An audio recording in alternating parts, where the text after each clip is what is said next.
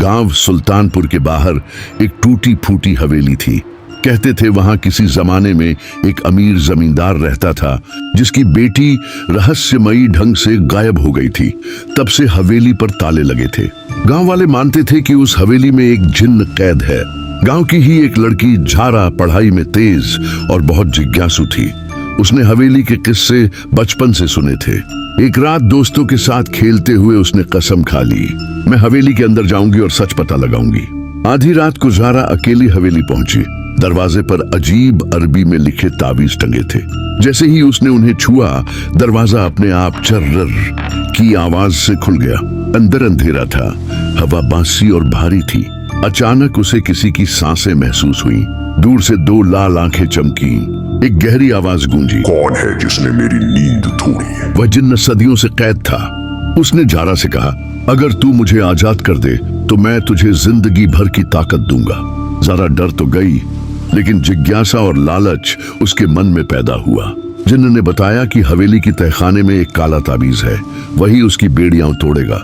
लेकिन चेतावनी दी, एक बार ताबीज उठाया तो पीछे मुड़ने का रास्ता नहीं बचेगा। ज़ारा ने ताबीज उठा लिया।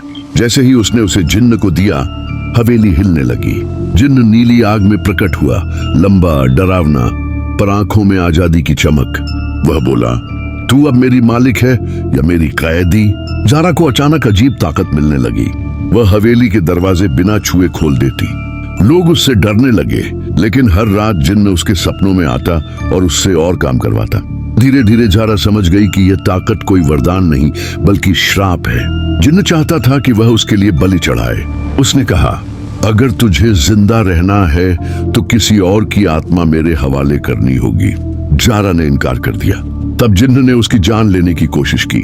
हवेली में जोरदार टकराव हुआ, आग, अंधेरा और चीखें। ज़ारा ने वही ताबीज उठाकर दोबारा जिन्न को कैद कर दिया। गांव वालों को अगली सुबह हवेली से सिर्फ ज़ारा बेहोश मिली। वह जिंदा थी, लेकिन उसकी आंखें सदा लाल हो चुकी थीं। लोग कहते हैं जिन्न तो कैद हो गया, पर उसकी आधी रूह ज़ारा के अंदर रह गई। ज़ारा गांव लौट तो आई, लेकिन उसकी आंखें अब हमेशा लाल रहती थीं। गांव वाले उससे दूर रहने लगे। रात को जब वह सोती, हवेली की खिड़कियों से वही जिन्न की हंसी सुनाई देती।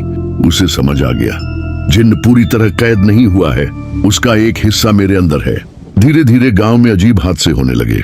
गाय भैंसें मरने लगी, बच्चों की तबीयत बिगड़ने लगी। हर हादसे के पास जमीन पर नीली आग के निशान दिखते। लोग कहने लगे, ये सब ज़ारा की वजह से हो रहा है। गांव में एक बूढ़ा तांत्रिक आया, अघोरी बाबा। उसने ज़ारा की आंखें देखी और कहा, बेटी, जिन्न तुझसे बंधा है। अगर इसे पूरी तरह आजाद न किया गया तो तू उसकी कठपुतली बन जाएगी। ज़ारा घबराई। बाबा ने बताया कि हवेली में अभी भी दूसरा ताबीज छुपा है जो जिन्न की आधी रूह रखता है। अगर उसे नष्ट किया जाए तो जिन्न हमेशा के लिए खत्म हो सकता है। लेकिन यह काम आसान नहीं था, क्योंकि हवेली अब पूरी तरह जिन्न की दुनिया बन चुकी थी।